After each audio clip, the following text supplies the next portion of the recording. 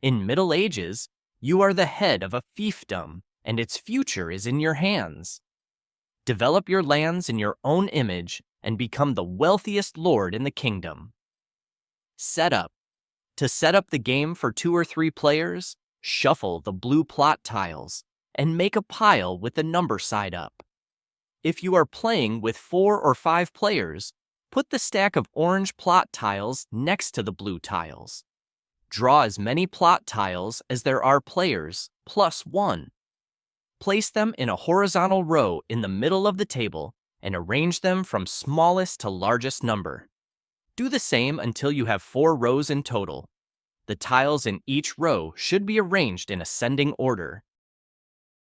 Shuffle the event cards, draw 4, and place them face up.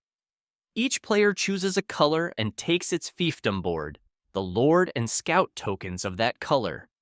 The playing order for the first round is determined by randomly drawing the player's scout pieces one at a time. Gameplay.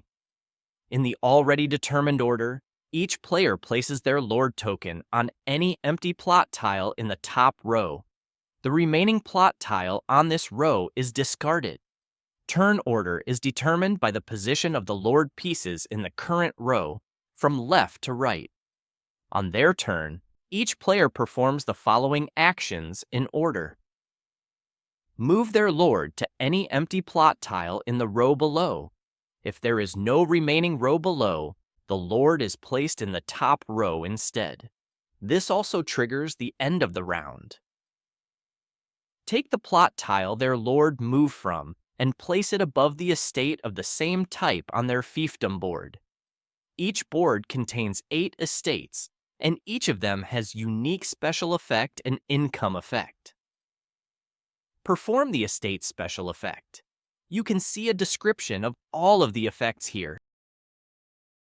In this case, the Rampart special effect allows the player to place their scout token on any visible plot tile on any row except the current one. The tile is reserved and other players are not allowed to place their lords on that tile. After that, also perform the estate's income effect. To do that, gain the indicated number of coins for each tile in this estate, as well as any other estates that may be indicated. In this case, the player gains 2 coins for the Rampart tile and additionally 4 coins for the 2 field tiles in their possession. When all lords have moved to the next row, fill the empty row with plot tiles from the supply. Arrange them in ascending order and flip them face up. If the plot pile is empty in a 3-player game, shuffle the discarded tiles to form a new pile. In a 4-player game, replace it with the orange plot tiles. In a 5-player game, replace it with the orange plot tiles as well. When the orange pile is also empty, shuffle the discarded blue and orange tiles to form a new deck. The end of the round is triggered when the players reach the bottom row and start placing their lords back to the first row. Apply the effect of the leftmost event card and turn it face down. You can see a description of all of the event cards here. The new round begins and players continue selecting plot tiles and placing them on their boards.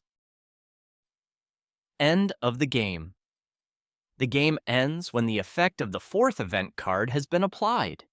Each player loses 10 coins for each of their estates that do not have at least 1 plot tile. The player with the most coins wins the game.